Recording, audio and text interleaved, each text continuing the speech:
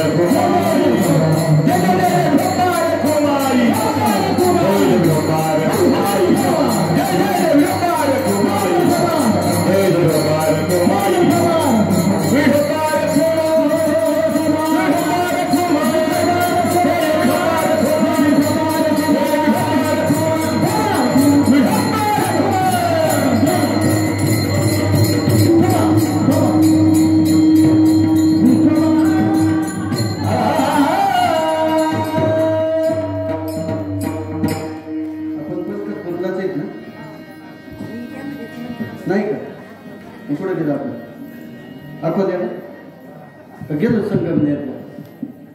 विनायका धाराला मंदिरात पाठी करू चोपदार विठाला विठाला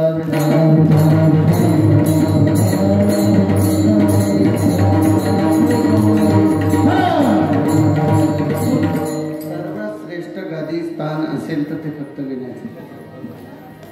आमच्यासारख्याला नसू द्या या कपोला उभा करून घेऊ. खरं हार कोणाला हे हार घालूनच आपल्याला हरवलंय महाराज. हे हार घालूनच आपल्याला हरवलंय. तुम्हाला कोणी हरवलं? हार घालूनच हरवलं. कोणी हार घातला? कोणी हार घातला? आता कबूल व्हा ना. बघू द्या मला काय होतं ते. खोटं बोललं ना तर झोपत नव्हतं. हरवतो कोण? माणसात बसलं तर शब्दात माणूस हरतो, बोलण्यात हरतो. पण लहानच मोठे एकदा झालं का जीवनामध्ये पहिल्यांदा हरवती ना ती आयुष्यभर हरवते. ती तुमची धर्म. पहिला हार तिनं हार घातल्यापासून गरिबी घातला.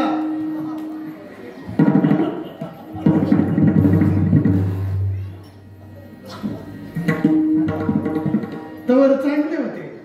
पण जसं तिनं गळ्यात हार घातला तसं वाहतुकीला सुरुवातच झाली. तेल संपलं आणा, मीठ संपलं आणा. कबूल आहेत ना तुम्ही आता? मग कीर्तनच झालं आपलं म्हणायचं. नाही कीर्तन झोपेत गेलं तरी उठलं तरी टचकन उठलं पाहिजे. हरवले तिनं हरवलं पण आयुष्यभर हरवलं. तुम्ही जीवनामध्ये जर हरायचं नसेल ना तर एकच त्याचं नामस्मरण करा. त्याचं नामस्मरण ज्या दिवशी देव इतका बळ आहे का पुन्हा जर कधी योगायोग आला तर त्याचं लग्न कसं असते तुम्हाला दाखवून देईल आणि मग जाईल. भगवान शिवावर बोलणार आहे मी. आपण शिवपुराण सांगा. मी 7 दिवस तुम्हाला शिवपुराणच सांगत बदल नाही करणार. कारण का शंकराने एवढं काय कर्तव्य केली पण ती महाविष्णूने फक्त भक्तासाठी केली पण शिवाने मात्र जगासाठी केली. म्हणून तो शिव फळ आहे बरं. त्याला कधीच विसरू नका. ज्या दिवशी तुम्ही शिवाला विसरला त्या दिवशी तुमचं सर्व काही विसरून गेलं. एका जनात एका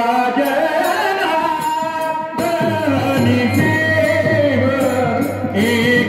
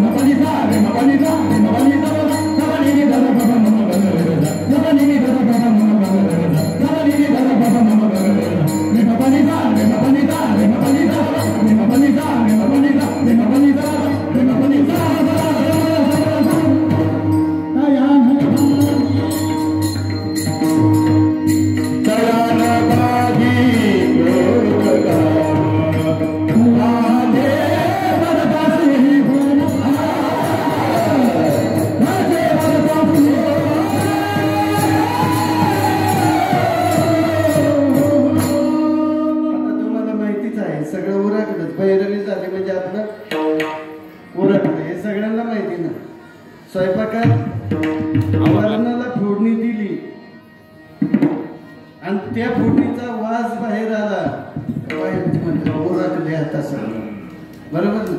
जाता जाता दोन प्रश्न विचारू का. चहाला फोडणी कशाची देतात? महिला मंडळ कायांच्या भाषेत सांगू सासूला आंघोळ कोण घालतो.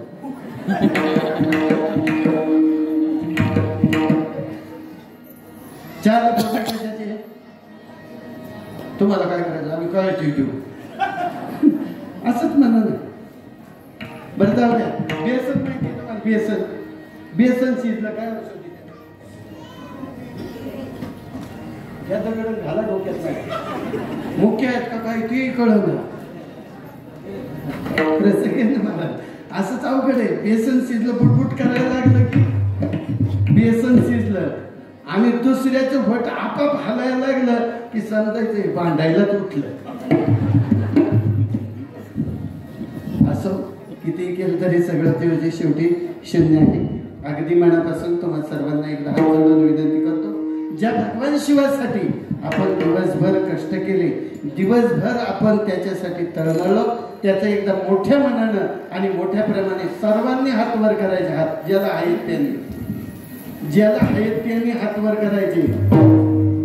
नमः शिवाय